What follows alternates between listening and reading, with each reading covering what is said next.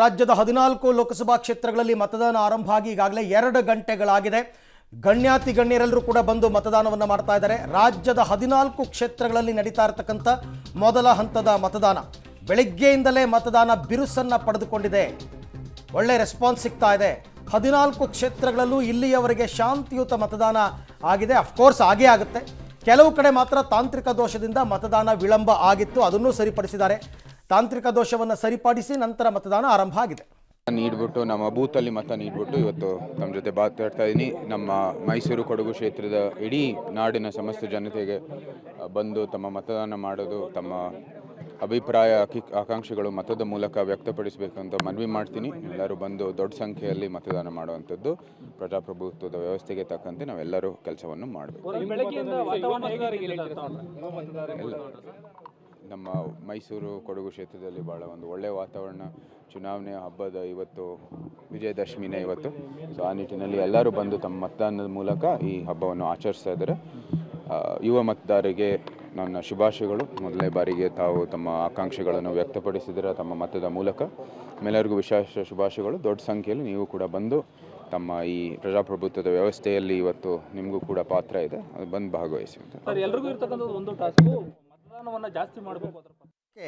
ಯದುವೀರ್ ಒಡೆಯರ್ ಅವರು ಮೈಸೂರು ಕೊಡಗು ಲೋಕಸಭಾ ಕ್ಷೇತ್ರದ ಅಭ್ಯರ್ಥಿ ಅನ್ನೋದು ಇಲ್ಲಿ ತನಕ ಇತ್ತು. ಬಟ್ ಇವತ್ತು ಅದು ಎಲ್ಲರೂ ಕೂಡ ಪ್ರತಿಯೊಬ್ಬರು ಕೂಡ ದೇಶದ ಪ್ರಜೆಗಳೇ. ಖುಷಿ. ಸೊ ಇವಾಗ ಜಸ್ಟ್ ಹತ್ತು ಚಲಾಯಿಸಿ ಬಂದಿದ್ದೀನಿ. ಸೊ ಖುಷಿ ಆಗ್ತಾ ಇದೆ. ಅಂದರೆ ಪ್ರತಿಯೊಬ್ಬರು ಇವತ್ತು ಸಾಯಂಕಾಲವರೆಗೂ ಇರುತ್ತೆ. ಸೊ ಬಂದು ಖಂಡಿತವಾಗ್ಲೂ ನಿಮ್ಮ ಹಕ್ಕು ಚಲಾಯಿಸಿ. ಅಂದರೆ ಒಂದು ನೇಷನ್ ಬಿಲ್ಡಿಂಗ್ ಆ್ಯಕ್ಟಿವಿಟಿ ಇದು. ಸೊ ಬಂದು ನಿಮ್ಮ ಹಕ್ಕು ಚಲಾಯಿಸಿ. ಎಲ್ರಿಗೂ ಅದು ತುಂಬ ಇಂಪಾರ್ಟೆಂಟ್. ಸೊ ಬಂದು ಎಲ್ಲರೂ ಮಾಡಿ. ಈಗಾಗಲೇ ಸುಮಾರು ಮತದಾನದ ಬಗ್ಗೆ ಜಾಗೃತಿಗಳು ಮೂಡಿದೆ. ಇನ್ನು ಈ ಮತದಾನ ಜಾಗೃತಿ ಬಗ್ಗೆ ಹೇಳೋದಾದ್ರೆ ಅಂದರೆ ಇವಾಗ ಆಗಲೇ ಎಲ್ಲ ಕಡೆ ಹೇಳ್ಕೊಂಡು ಬಂದಿದ್ದೀವಿ ದಟ್ ಪ್ಲೀಸ್ ಎಲ್ಲರೂ ಬಂದು ವೋಟ್ ಮಾಡಿ.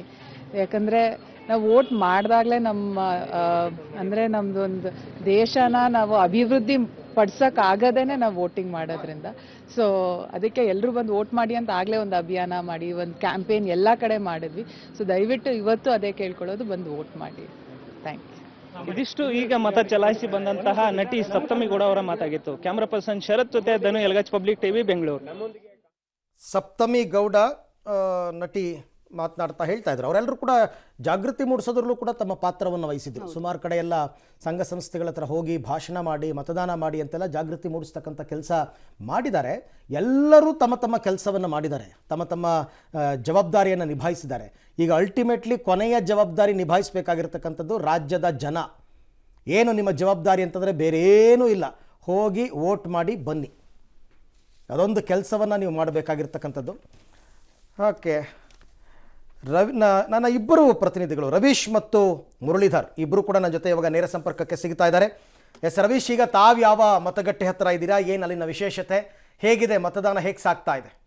ಅರವಿಂದ್, ಪ್ರಮುಖವಾಗಿರ್ತಕ್ಕಂಥದ್ದು ನಾನು ಡಾಲರ್ಸ್ ಕಾಲೋನಿಯ ಒಂದು ಮತಗಟ್ಟೆಯಲ್ಲಿದ್ದೀನಿ. ಅಂದರೆ ಪ್ರಮುಖವಾಗಿದ್ದು ಗೋಪಾಲ್ ರಾಮನಾರಾಯಣ ಸರ್ಕಾರಿ ಪ್ರಾಥಮಿಕ ಶಾಲೆ. ಅಂದರೆ ಬೆಂಗಳೂರಿನಲ್ಲಿ ಎಲ್ಲೋ ಒಂದು ಕಡೆ ಮಾರ್ನಿಂಗಲ್ಲಿ ಒಂದು ರೀತಿಯಲ್ಲಿ ಪೋಲಿಂಗ್ ಏನಿದೆ ಅದು ದೊಡ್ಡ ಮಟ್ಟದಲ್ಲಿ ನಡೀತಾ ಇದೆ ಅಂತಲೇ ಹೇಳ್ಬೋದು. ಯಾಕೆಂದರೆ ಆ ಒಂದು ಎಜುಕೇಟೆಡ್ ಇರ್ತಕ್ಕಂಥ ಪ್ಲೇಸ್ಗಳಲ್ಲೂ ಕೂಡ ಎಲ್ಲೋ ಒಂದು ಕಡೆ ಬಿಸಿಲು ಇರೋದಕ್ಕರ ಕಾರಣಕ್ಕೋಸ್ಕರವಾಗಿ ಎಲ್ಲರೂ ಕೂಡ ಮುಂಜಾನೆ ಒಂದು ರೀತಿಯಲ್ಲಿ ಪೋಲಿಂಗ್ ಸ್ಟೇಷನ್ಗೆ ಬರ್ತಕ್ಕಂಥ ಒಂದು ಇದನ್ನು ಕೂಡ ನಾವು ನೋಡ್ಬೋದಾಗಿದೆ.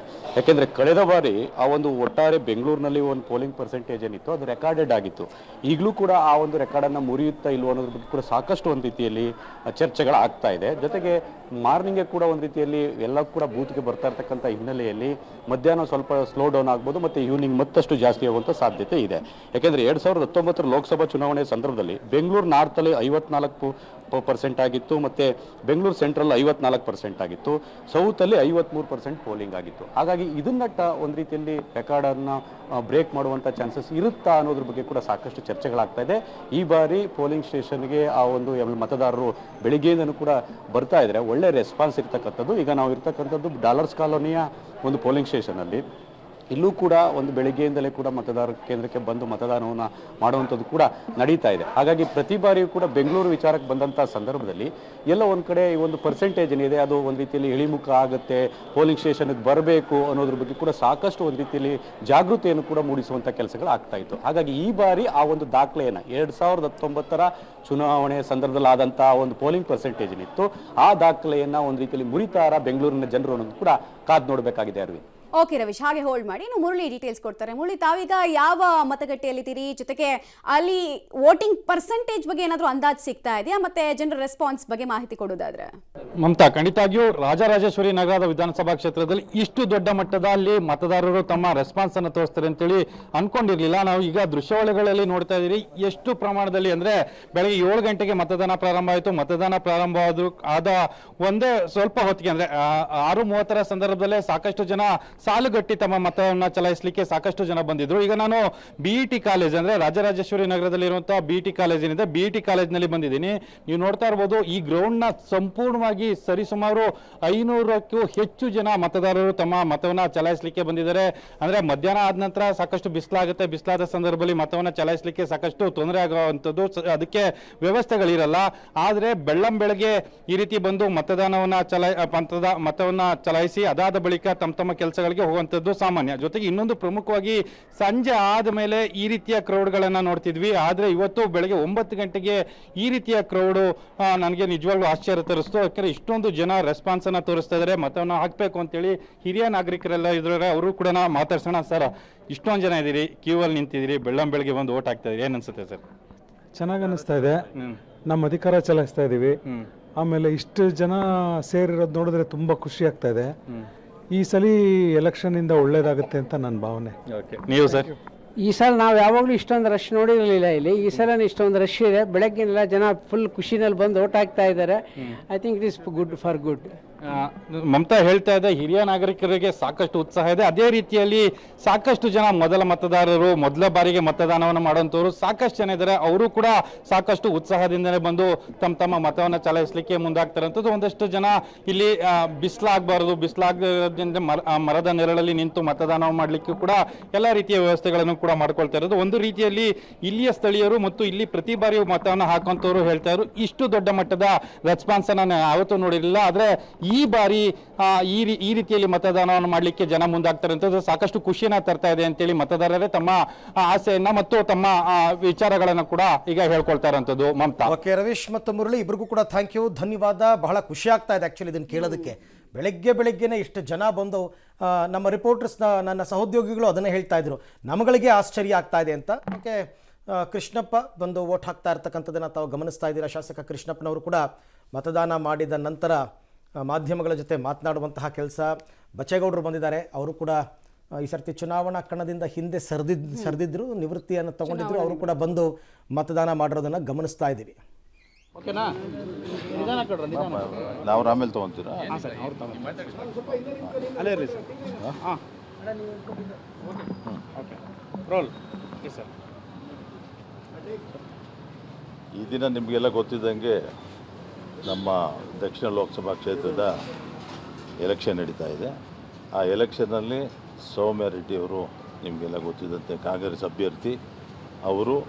ಅವರಿಗೆ ನಾವೆಲ್ಲ ವೋಟ್ ಮಾಡೋ ಮುಖಾಂತರ ಅವರು ಖಂಡಿತವಾಗ್ಲೂ ಹೈಯೆಸ್ಟ್ ಲೀಡಲ್ಲಿ ಗೆಲ್ತಾರೆ ಅಂತ ನಾನು. ಆ್ಯಂಡ್ ಬೆಳಗ್ಗೆನೇ ಇಷ್ಟು ಜನ ನೋಡಿ ನನಗಂತೂ ಆ್ಯಕ್ಚುಲಿ ಇಷ್ಟು ಜನ ನಾನು ಎಕ್ಸ್ಪೆಕ್ಟ್ ಮಾಡಿರಲಿಲ್ಲ. ಇಷ್ಟು ಜನ ನೋಡಿ ನನಗೆ ಬಹಳ ಖುಷಿ ಆಯಿತು. ಈ ಸತಿ 100% ವೋಟಿಂಗ್ ಆಗುತ್ತೆ ಅಂತ ಅನಿಸ್ತಾ ಇದೆ. ಬೇಸಿಗೆ ಅಲ್ವಾ, ಬಿಸಿಲು ಜಾಸ್ತಿ ಅಂತ ಹೇಳ್ಬಿಟ್ಟು ಮೋಸ್ಟ್ಲಿ ಬೆಳಗ್ಗೆನೇ ಎಷ್ಟು ಜನ ಬಂದಿದ್ದಾರೆ, ಕ್ಯೂ ಇದ್ದಾರೆ ಅನ್ಸುತ್ತಲ್ವ? ತುಂಬ ಕ್ಯೂ ಇದ್ದಾರೆ. ಆ್ಯಕ್ಚುಲಿ ನಾನು ಇನ್ನೂ ಲೇಟ್ ಆಗ್ತಾ ಇತ್ತು, ನನ್ನ ಮಕ್ಕಳು ಇಬ್ಬರೇ ಎದ್ದಿದ್ದಾರೆ ಅಂದ್ಬಿಟ್ಟು ಅಲ್ಲಿ ಮುಂದೆ ಎಲ್ಲ ಸೀನಿಯರ್ ಸಿಟಿಸನ್ಸ್ ಇದ್ದರು. ಆದರೂ ನಾನು ರಿಕ್ವೆಸ್ಟ್ ಮಾಡಿಕೊಂಡು ಮುಂದೆ ಹೋದೆ, ವೋಟ್ ಮಾಡಿ ಬಂದೆ. ನಾವು ಈ ಸತಿ ತುಂಬ ಸೀನಿಯರ್ ಸಿಟಿಸನ್ಸ್ ಇದ್ದಾರೆ, ಯೂತ್ಸು ಸ್ವಲ್ಪ ಹಿಂದೆಟ್ ಆಗ್ತಿದ್ದಾರೆ ವೋಟಿಂಗಿಗೆ. ಇಲ್ಲ, ಬರ್ತಾರೆ ಅಂದರೆ ಇನ್ನೂ ಬೆಳಗ್ಗೆ ಅಲ್ವಾ, ಸೊ ಎವ್ರಿಬಡಿ ವೆಲ್ಕಮ್. ಅಂದರೆ ಇವಾಗಲೇ ನಾನು ಆ್ಯಕ್ಚುಲಿ ಲೇಟಾಗಿ ಬರಬೇಕಿತ್ತು ಅಂತ ಅನಿಸ್ತು. ಎಲ್ಲ ಮಕ್ಕಳದೆಲ್ಲ ಮುಗಿಸ್ಬಿಟ್ಟು ಬರಬೇಕಂತ ಅನಿಸ್ತು. ಡೆಫಿನೆಟ್ಲಿ ಇದೆ ಬೇಕು. ಆಸ್ ಅ ಸೆಲೆಬ್ರಿಟಿಯಾಗಿ ವೋಟ್ ಎಷ್ಟು ಇಂಪಾರ್ಟೆಂಟ್ ಅಂತ ಹೇಳ್ತೀರಾ ವೋಟ್ ಹಾಕದೇ ಇರೋರಿಗೆ? Definitely it's very important. ನಾನು ಅದೇ ಅಂತ ಇದ್ದೆ, ನಿಮ್ಗೆ ಇಷ್ಟ ಇರಲಿ ಇಷ್ಟ ಇಲ್ಲದೆ ಇರಲಿ ನಮ್ಮ ಹಕ್ಕನ್ನು ನಾವು ಚಲಾಯಿಸಲೇಬೇಕು. ನಿಮ್ಗೆ ಯಾರು ಇಷ್ಟ ಇರಲಿ ಯಾರು ಇಷ್ಟ ಇಲ್ಲದೆ ಅಟ್ಲೀಸ್ಟ್ ಒಂದು ವೋಟ್ ನಿಮ್ದು ಅಂತ ಯಾವತ್ತೂ ವೇಸ್ಟ್ ಆಗಬಾರ್ದು. ನೋಟಾಗಾದ್ರೂ ನಿಮಗೆ ಓಟ್ ಇದ್ದೇ ಇರಬೇಕು ಅಂತ ಹೇಳೋಕ್ಕೆ ಇಷ್ಟಪಡ್ತೀನಿ. ಸೊ ಈಗ ಕೆಲವೊಮ್ಮೆ ಇವಾಗ ನಾನೇ ನಮ್ಮಮ್ಮ ಹತ್ರ ಅಯ್ಯೋ ಎಲ್ಲಿ ಮನೆ ಕೆಲಸ ನೋಡ್ತೀನಿ ಆದರೆ ಹಂಗೆಲ್ಲ ವೇಸ್ಟ್ ಮಾಡಬೇಡಮ್ಮ, ಹೋಗಿ ವೋಟ್ ಮಾಡಿ ಅಂತ ಅಂದೆ. So it is like that. ನನಗೆ ಯಾರ್ಯಾರು ಸಿಗ್ತಾರೆ, ಈಗ ನನ್ನ ಫ್ರೆಂಡು ನೆನ್ನೆ ಅದನ್ನೇ ಅಂತ ಇದ್ಲು. So she was not happy with the ಇವರು. ಸೊ ನಾನು ನೀನು ವೇಸ್ಟ್ ಮಾಡಬೇಡಮ್ಮ, ಹೋಗಿ ನೋಟಾಗಾದರೂ ವೋಟ್ ಮಾಡು ಅಂತಂದೆ. 2014-19 ನೋಡಿದ್ರೆ 55 ದಾಟಿಲ್ಲ ಬೆಂಗಳೂರು ವೋಟಿಂಗು. ಸೊ ಬೆಂಗಳೂರಂಥ ವಿದ್ಯಾವಂತರಿರೋ ಅಂಥ ಕಡೆನೇ ವೋಟಿಂಗ್ ಕಡಿಮೆ ಆಗ್ತಿದೆ. ಸೊ ವೋಟಿಂಗ್ ಜಾಸ್ತಿ ಆಗಬೇಕು ಅನ್ನೋ ನಿಟ್ಟಿನಲ್ಲಿ ಏನು ಆಗಬೇಕಾಗಿದೆ? ವೋಟಿಂಗ್ ಐ ಥಿಂಕ್ ಈ ಸತಿ ತುಂಬ ಆಗುತ್ತೆ ಅಂತ ಅಂದ್ಕೊಂಡಿದ್ದೀನಿ ನಾನು. ಯಾಕಂದರೆ ಇಷ್ಟು ನಾನು ಯಾವತ್ತೂ ವೇಟ್ ಮಾಡಿರಲಿಲ್ಲ. ಈ ಸತಿ ತುಂಬ ಚೆನ್ನಾಗಿ ಆಗುತ್ತೆ ಅಂತ ಅಂದ್ಕೊಂಡಿದ್ದೀನಿ. So let's see. Thank you. ಗಮನಿಸ್ತಾ ಇದ್ವಿ ನಾವು ನಟಿ ಅಮೂಲ್ಯ ಅವರು ಹೇಳ್ತಾ ಇದ್ರು ಮತದಾನದ ಇಂಪಾರ್ಟೆನ್ಸ್ ಎಷ್ಟರ ಮಟ್ಟಿಗಿದೆ ಅಂತ. ಆಮೇಲೆ ಓವರ್ ಆಲ್ ಆಗಿ ನಾವು ಬೆಂಗಳೂರಿನಾದ್ಯಂತ ಕೂಡ ಈ ಸಲ ಒಂದು ಸ್ವಲ್ಪ ವಿಭಿನ್ನ ಪ್ಯಾಟರ್ನ್ ನೋಡ್ತಾ ಇದ್ದೀವಿ. ಜಾಗೃತ ಮತದಾರರ ಸಂಖ್ಯೆ ಹೆಚ್ಚಾಗ್ತಾ ಇದೆ, which is a very positive thing. ಇದೇ ಬ್ಯೂಟಿ ಆಫ್ ಡೆಮೋಕ್ರಸಿ ಅಂತೆಲ್ಲ ಕಾಣಿಸ್ತಾ ಇದೆ. ಬಟ್ ಇದೇ ರೀತಿಯಾದಂತಹ ರಿದಮ್ ಸಂಜೆ ತನಕ ಇರುತ್ತಾ ಅನ್ನೋದು ಕುತೂಹಲ.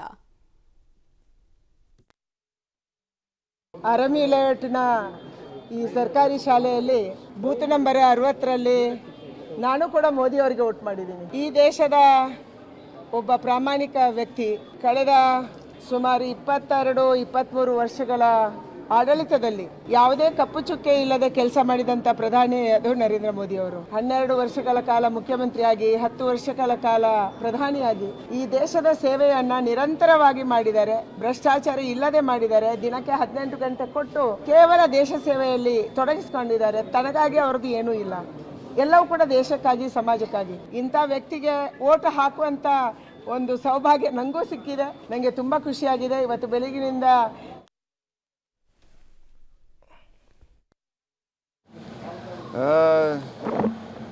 ಎಲ್ಲ ಈಸಿ ಇದೆ, ಎಲ್ಲ ಚೆನ್ನಾಗಿದೆ. ಪ್ಲೀಸ್ ಎಲ್ಲರೂ ಬನ್ನಿ, ವೋಟ್ ಮಾಡಿ. ಒಳ್ಳೆ ಆಪರ್ಚುನಿಟಿ ಎಲ್ಲರಿಗೂ ನಮ್ಮ ಡೆಮೋಕ್ರಸಿಗೆ ಮುಂದೆ ತಗೊಳ್ಳೋಕ್ಕೆ.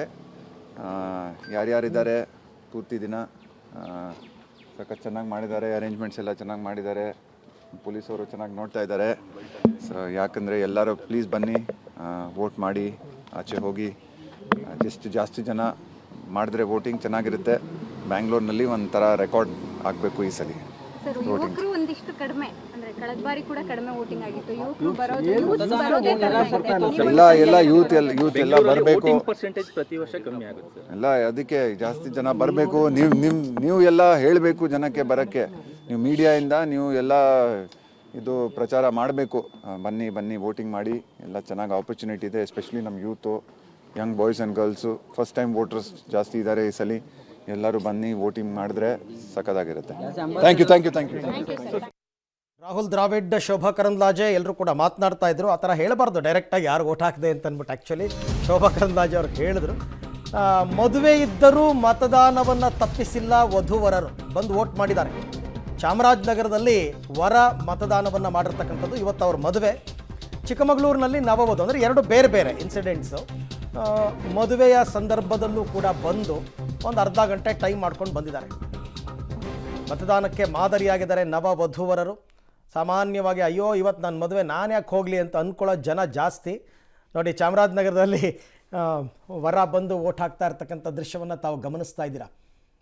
ಯಾಕೆ ಇದೆಲ್ಲ ಮುಖ್ಯವಾಗುತ್ತೆ ನಮಗೆ ಅಂತಂದರೆ, ನೋಡಿ ಇಂಥವರೆಲ್ಲ ಬಂದು ವೋಟ್ ಮಾಡ್ತಾ ಇದ್ದಾರೆ. ಇಷ್ಟೆಲ್ಲ ಬ್ಯುಸಿ ಶೆಡ್ಯೂಲ್ ನಡುವೆನೂ ಕೂಡ ಮನೆಯಲ್ಲಿ ಕೂತ್ಕೊಂಡು ನೀವು ಆರಾಮಾಗಿ ಇರ್ತಕ್ಕಂಥವರೆಲ್ಲ ಬನ್ರಪ್ಪ ಹೊರಗಡೆ, ಬಾಗಿಲು ತೆಕ್ಕೊಂಡು ಬನ್ನಿ.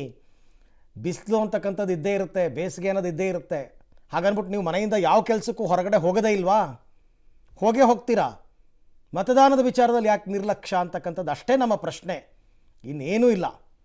ಸೊ ಹಾಗಾಗಿ ಕ್ಯೂನಲ್ಲಿ ನಿಂತು ವರ ಚಾಮರಾಜನಗರದಲ್ಲಿ ಮತದಾನ ಮಾಡಿ ನಂತರ ಕಲ್ಯಾಣ ಮಂಟಪಕ್ಕೆ ತೆರಳಿರ್ತಕ್ಕಂಥದ್ದು. ಇನ್ನೊಂದು ಕಡೆ ಚಿಕ್ಕಮಗಳೂರಿನಲ್ಲಿ ವಧು ಬಂದು ವೋಟ್ ಹಾಕಿ ಹೋಗಿರ್ತಕ್ಕಂಥದ್ದು. ಇಂಥವ್ರನ್ನೆಲ್ಲ ನೋಡಿದಾಗ ಖಂಡಿತವಾಗ್ಲಿ ಇವ್ರುಗಳೇ ಬಂದು ವೋಟ್ ಹಾಕ್ತಿದ್ದಾರೆ, ನಾವು ವೋಟ್ ಹಾಕಲಿಲ್ಲ ಅಂತಂದರೆ ಹೇಗಪ್ಪ ಅಂತ ಅನಿಸಿ ಒಂದು 4 ಜನ ಆದರೂ ಹೋಗಿ ವೋಟ್ ಮಾಡಿದ್ರೆ ನಮ್ಮ ಶ್ರಮ ಕೂಡ ಸಾರ್ಥಕ. ಸೊ ಹಾಗಾಗಿ ಆ ಕೆಲಸಗಳು ಆಗಬೇಕು ಅಂತಕ್ಕಂಥದ್ದು. ನಾನು ಆಗಲೇ ಹೇಳ್ತಾ ಇದ್ದೆ, ವಿದೇಶಗಳಿಂದೆಲ್ಲ ಬಂದು ವೋಟ್ ಮಾಡ್ತಾ ಇದ್ದಾರೆ ತಮ್ಮ ಖರ್ಚು.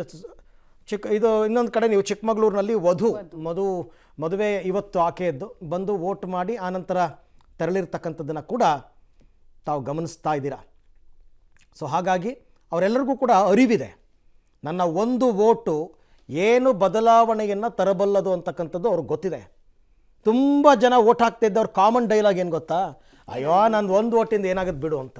ಅಲ್ಲ, ಒಂದು ವೋಟಿಂದನೇ ಆಗೋದು. ಸೊ ಅದನ್ನು ಅರ್ಥ ಮಾಡಿಕೊಂಡ್ರೆ ಸಾರ್ಥಕ ಅಷ್ಟೆ.